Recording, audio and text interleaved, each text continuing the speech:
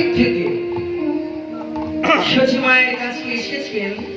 সচিমা রতন প্রদীপে গৌড়ের আরতি করে গৌড়কে কুসুম কোমলিত শয্যায় ঘুম পাড়িয়ে রেখেছেন।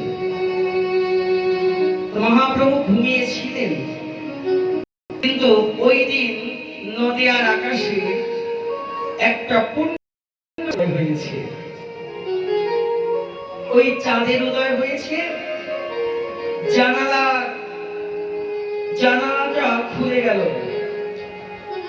জানালার মধ্য দিয়ে চন্দ্রের পূর্ণ কিরণ এসে পড়ল আমার নিমাইয়ের মুখপত্রে। ঘুমিয়ে থাকার হলো না। সচিমা তো ঘুমিয়ে আছেন, নিমাই চুপি চুপি চলে গেলেন শ্রীবাসের আঙিনায়। ভক্তবৃন্দদের সঙ্গে নিয়ে রাস রসে বিভোর। হঠাৎ গৌড়ের নয়ন গেল। ওই মধ্যরাতে সুরধ্বনি গঙ্গার তীরে গিয়ে দাঁড়ালো।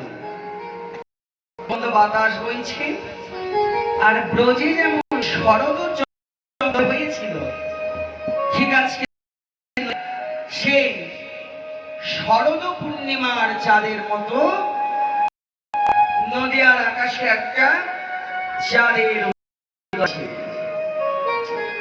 মনে পড়ে গেল সেই ব্রজের কথা। কৃষ্ণচন্দ্র তো বাঁশি বাজিয়ে ডেকেছিলেন।